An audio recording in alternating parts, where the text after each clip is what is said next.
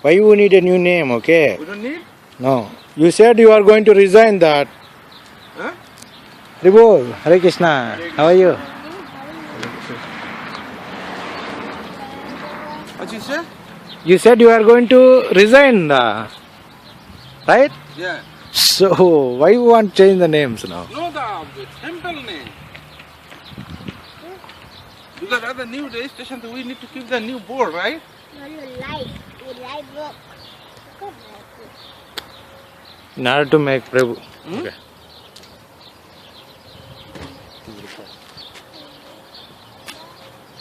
No, listen to me. Huh?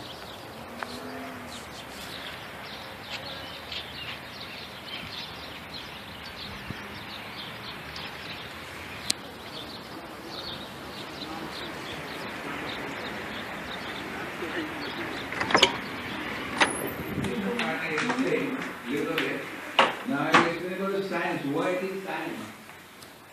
So anything we do, or any type of life, anybody lives, whether devotee life, human life, any life, there is some science involved. So, but is that perfect science? It is not perfect science. Because this it's a one side of the science, which is called the external, as it is what used here. What is external? In 7th chapter, Krishna says, "Bhumi rapo analo vayuha kham manor buddhi evacham." So he says, earth, water, fire, air, ether, 5 elements, and mind, intelligence, and false ego are the 3 subtle elements. So this external knowledge, or these all universities all over the world, including these wonderful American IITs and everything you can think of it, they are talking about these 5 elements, nothing else.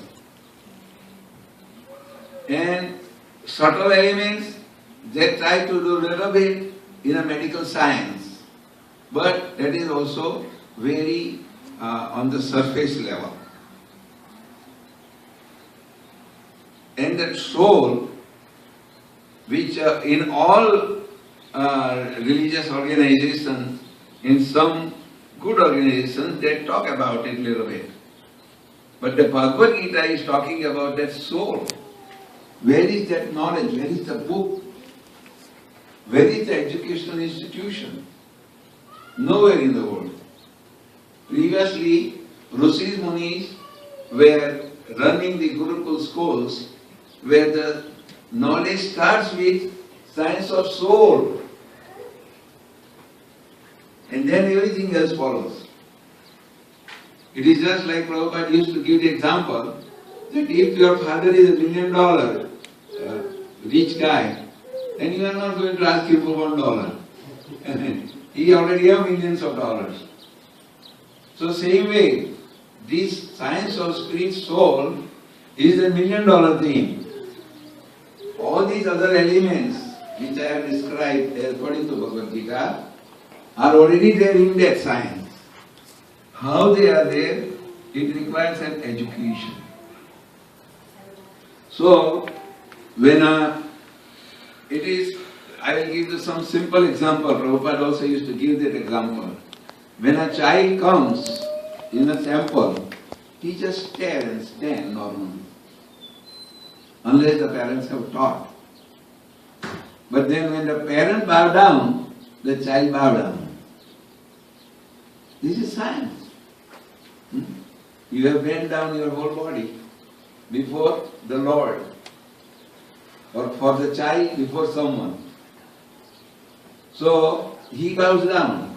So that's a scientific presentation of the bowing down process, where you don't have to explain in words, but it is explained in words in this book of Bhagavad Gita. Manmana vavadakto madhyadi mam namaskuru. Like that, Krishna says, offer me obeisances. And it happened one time when we were attending Prabhupada. One child came and paid obeisances. Prabhupada says, this child is Krishna conscious. All the devotees were shocked. This child, Prabhupada says, Krishna conscious. Because he paid obeisances. And then parents asked, who is this? Looking at Prabhupada. So the child says, Prabhupada. So Prabhupada says, the child may be knowing me from the past life, or else his parents may have taught him or her. So this was, we observed it. So Prabhupada used to say Krishna consciousness in a scientific, educational manner in every little thing. He was a Paramhamsa. So even in this demoniac life, Prabhupada sees Krishna consciousness, which we are not in that platform.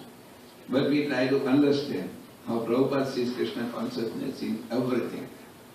Because Prabhupada is 101% absorbed in lotus feet of Krishna. He has nothing else but Krishna. So, this scientific knowledge and information which has been given by Krishna himself, from time immemorial, when we read the 4th chapter of the Bhagavad Gita, first sloka, there is a description given about how many billions and trillions of years ago this scientific knowledge was passed down to the Sangha Vivaswam. So it's not new which has come down today before us, but it has come down today before us in its as it is form. Therefore, this Bhagavad Gita has a scientific educational presentation for all human society all over the world, how to live the life. Therefore, it is scientific and educational. When the child is born from the mother's womb, he doesn't know how to behave. Mother is the first guru to taught the child how to behave. But how the mother has to teach the child? She herself has to be educated. And therefore there is a Garbhadan Sanskar. She has to be educated in Bhagavatam and Bhagavad Gita, at least this Bhagavad Gita, saw it as it is. So she can have passed her knowledge through her blood into the child. And here is your child with education. Then whatever the mother says, child says, yes ma, yes mother, yes mommy, whatever. So like that. That is absent today. Not today, for many years it is absent. Very rare mothers do this. So, Krishna says, either you have a knowledge of sense gratification, or you have a knowledge of satisfying my senses. Which one you take? It is educational. So, that knowledge Krishna gave it in a very systematic way, perfect way. And when we learn that by studying in a submissive attitude, then we can pass on to our children. So what a great gift. Especially all of us have come to America. Our children are getting raised here. Huh? So what more you are going to give them? That is educational. And the reason it is scientific is it gets woven up in your daily walk of life. Therefore it is scientific. What to eat, how to cook, how to do the job, how to do the business. Everything is there. Everything is there. How to do the administration. Obama can use this book. Narendra Modi is proportionately using it in India. This book. So, and another countries who are trying to be violent with some other place, they are also using this book. Yeah, demoniac and divine nature. Oh my God. So the demoniac nature, which is described in the, I think 16th chapter, if I read for you the quality of the demons, which you asked me, you will be shocked. It is all there. Therefore, this is an education. Therefore, this is an education. And we also be very serious to take it, because, as I say, the children has to be protected. That's a real wealth. If somebody has a business of multi-million dollars, that is not a wealth. That is not a wealth. Suppose somebody has 2 children, nowadays that's a fashion of 2 children. Or somebody has 4 children, you know. You don't know what one of the child is. He may be of the demoniac quality. So he can use it up in just like that. In seconds. All your $1 million assets. So what is the guarantee that what we are doing in the present way of life is good for the children? Nothing.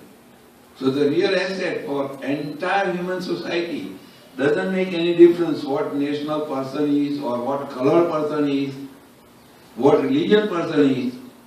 The most important asset is the children. And those children should be protected. Now how do we protect? How do we protect? Where is the book which tells us how to protect? That is this Bhagavad Gita as it is. Especially written by A.C. Bhaktivedanta Swami Srila Prabhupada. There are millions of Bhagavad Gitas, 700 versions. But this one is the best. It's not because I am practicing it or following it. No. Anybody can experiment it. Anybody. And they will come to the conclusion, yes, it works. So when it works, what does it mean? It is just like if somebody is a graduate from Howard University or from Illinois Institute of Technology or wherever it may be, you know. But they will study suppose physics or they will study suppose chemistry. In all those places they will teach the chemistry with the same standard. Now if you learn it, there are 10 students coming out from different institutions. They all will go in a laboratory and do that experiment, the result is the same. So here it is same. Same. Krishna conscious education which Prabhupada has given to all of us is same anywhere and everywhere you go. And therefore in that introductory portion Prabhupada is saying the political people want one state, one language, one religion, one manual for the human being to follow. Which is that? Prabhupada said this is that. Very boldly and openly he has preached. So why? Because ultimately the purpose of our life or the perfection of our life is to become God realized or the lover of God. And that God word has name also. Krishna, Ram. Some other religious group will give another name. But there is a name of God. So that God, to that God's instructions, we have to follow and practice and read it in that manner. Many people say, I finished one chapter today, every day. Or I did this many slokas. Fine, everything is nice. But how much do we understand? How much do we absorb that knowledge? That is very important. Therefore, Prabhupada has taught us, he says, Bhagavatam and Bhagavad Gita, just one slok per day. One slok per day. But that one slok per day, when you read it, it should be read with full attention. No more diversification of any kind. No disturbance of any kind. That systematic time should be given to read that sloka. Then we can learn what it is said here. And then when we take that knowledge and practice it in our own life or in our own family, then it is a realized knowledge. And when we live that knowledge, the children's questions are already answered. So the children like to follow. Because you have given the explanation. You have book, knowledge, everything. So this way, we practice it and we are asking to our children. So when the children become grown up, 20, close to 30 years, 22 years, you feel so much satisfied. You know. Before we go to Krishna to develop love for him, right here you will get satisfaction. That's a proof of this book that if we continue more and more very nicely, then how much love and affection and everything which we are going to get from Krishna. Krishna is full with 6 opulences. Everything is in him, and that is all unlimited. So how much we are going to get there? Therefore this manual, I call it, must be read very thoroughly and followed, as Prabhupada also told us. So, and that, to do that, if somebody does it in a professional manner, then Prabhupada says, you learn nothing. So for that, we have to chant, everybody chant with me, Hare Krishna, Krishna Krishna, Hare Hare, Hare Rama, Rama, Hare Hare. This Hare Krishna 16-word Mahamantra has to be chanted in the mood of, as Chaitanya Mahaprabhu told us, Trunadapi Suni Chena, Tarorapi Sarisuna, Amani Namana Dena, Kirtanya Sarahari. That is called offenseless chanting. No other definition required for offenses. Padma Puran does tell you 10 offenses, but doesn't require. Just let us develop that mentality at least while we are chanting. At least while we are chanting. On the japamala, on that machine, or on the finger tip, any way you are doing it. That specific time should be given for the chanting. That this hour by 20 minutes, I am giving Krishna, and I want to remember him by his name, the way he told me to do it. How he told you to do it? To dedicate totally yourself to that name. Nothing else. And then Prabhupada says, read this book. Then why? Then we will understand it in its most original form. And when you understand that, it's all done. It's all done. No matter what kind of demonic forces will come before us, they will not bother us. We can see the example of A.C. Bhaktivedanta Swami Srila Prabhupada. He, at an advanced stage, traveled alone. One may say he has so many followers. Yes, come on, agree. But it is he himself was traveling. With whose protection? Krishna's protection. Otherwise, one time Prabhupada said, if this world, he was mentioning about America, he said, if this world know what I am doing, they will not let me live on this earth for 1 second. But he says, I do because I love everybody. So I love everybody. Not only human beings, all animals and everybody. So in Bhagavatam, the Nanda Maharaj's chapter, there is a description of the cows especially. And Krishna's own example, we see many pictures, many places playing with the cows. Cow is the most economically helpful animal, we will say, or productive, and the best for our life to live. Prabhupada used to say, if one family has 1 acre of land and 1 or 2 cows, he says he need not go out and work any job. He will be totally taken care. So no demonic forces can disturb us. So that is the secret of the success for the devotee life. But nowadays, it's a not a cow life, living with the cows, but it is a living with car life. car. You know. Every day, people in India get up, also here also, you know. And what do they mostly do?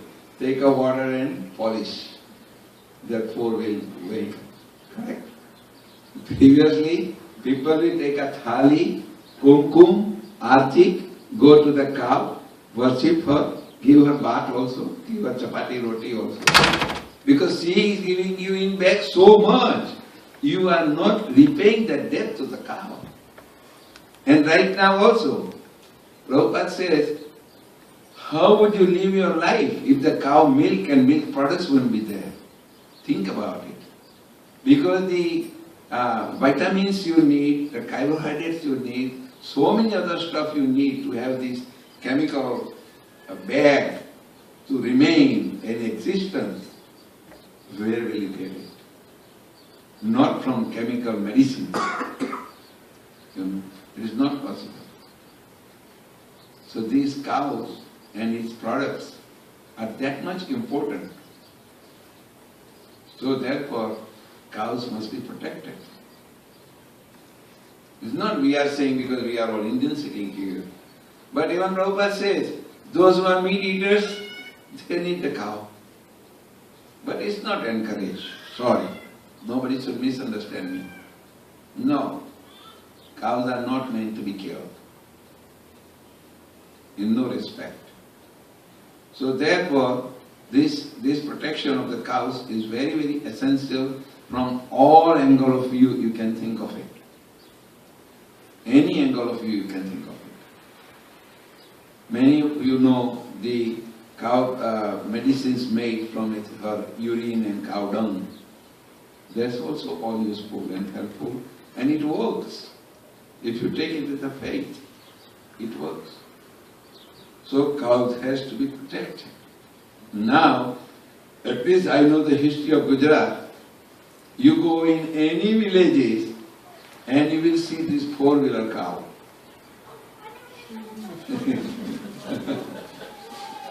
The four-legged cow, gone. Gone.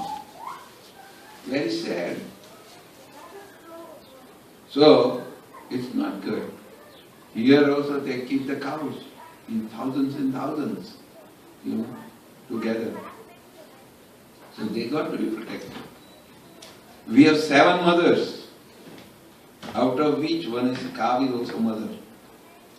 When a child is born and grown up at a particular age, the own mother stops giving milk. But to maintain that child's body properly healthy, nice, what do we give? The cow milk. Not buffalo milk, sorry. Because as it is said, if you drink the buffalo milk, you become like buffalo. So cow milk. Cow milk. And you get that vision really. How nicely that cycle is. This Atul Bhai's wife's father donated us 1 cow this time, and her wife's another sister, she said, she got such a vision, she said, it is not just a cow that is donated, but it's milk product which comes, which when they offered to Krishna and taken as a prasadam, what a wonderful brain tissues develop here. What a brain, wonderful buddhi, intelligence is developed. And when you live your life with that, how wonderful you are for the human society. See how wonderful the cycle is. It's just not that one donation there, it stopped. It has come back to you in this form of just like there is a sloka here, that how the crane is grown. You know, it's a cycle. This is also a cycle. Therefore, the cows must be protected. We have cows, and I have Adam. If you like to see them later on, you can see them. And I'm not advertising here for giving me money. That is your choice. So don't misunderstand me, please. That's my request with my folded hand. But we need money to maintain this cow, to protect this cow. So anyway, that way, so many cows require God's help all over the world. But here especially we need it. So anyway, this way the cows to be protected. Because of the short time of the lecture, I cannot describe you so many things, otherwise I can give wonderful description of it. So anyways, this way the cows and the education, these small children coming in the temple, doing this, that, everything, much better than others. Full credit to them. But when the parents learn this Krishna consciousness with the help of this book, in your own home, you are coming here maybe once in a week, or some maybe once in a month.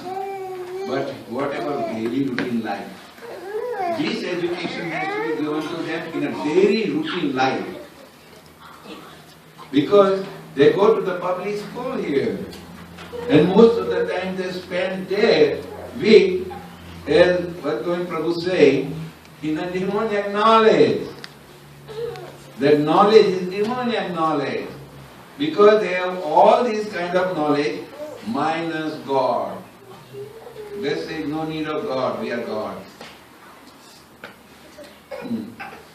So when they all become gods, we can understand what kind of knowledge they can give us. So that's what they learn from their children, our children.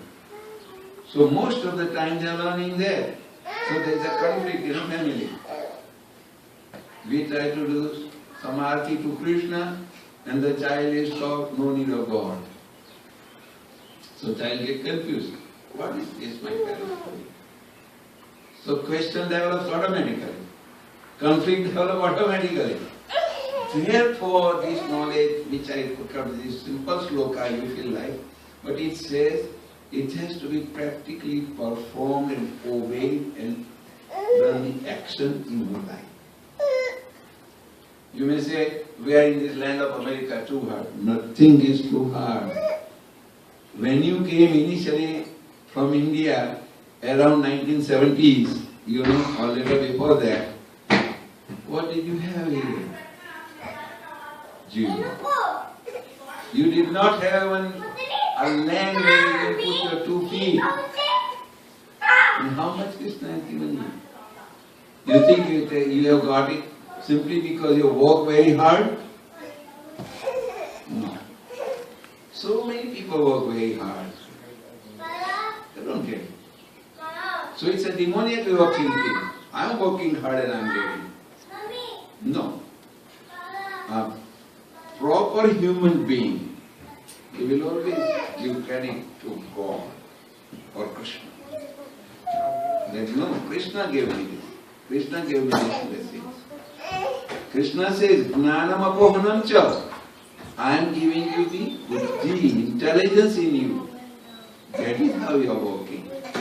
Initially, when we all step down from the aeroplane, we don't know how the system is here. We were, trying to catch something. But we don't know what to catch and how to catch. But gradually it happened.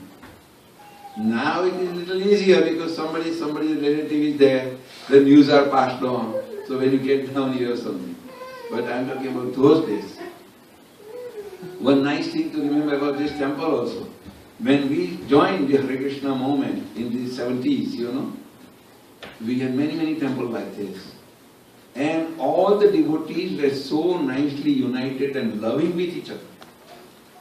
It's not the building that brings that love, but the spiritual perfection of Srila Prabhupada, which was pervading in such a wonderful way that just one Prabhupada, everything is perfect. Krishna is too far for us to understand, but Prabhupada needs to understand. So that is the Bhaktivedanta Swami Srila Prabhupada, who has given us this scientific educational knowledge to live our life in a daily routine way. So many examples I can give you. Some of them I will give you practical examples. That how to practice this Krishna consciousness. So Prabhupada taught this by his own example. Prabhupada at that age of 70 and older age will get up early in the morning. Early in the morning he will get up. Sleep just as much as necessary. So he taught us, you also all get up early in the morning. You have to get up early in the morning. Daytime, if you feel too tired, take some rest. Make some arrangement. But the early morning is very important. That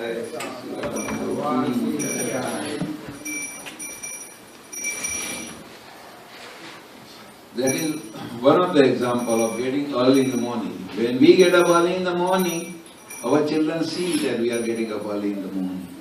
And we are cultivating children with our Bhagavad Gita as it is knowledge, then they will get up. If we don't, then they will be getting up their way, we will be getting up our way. So here is a conflicting situation. Same way eating habits.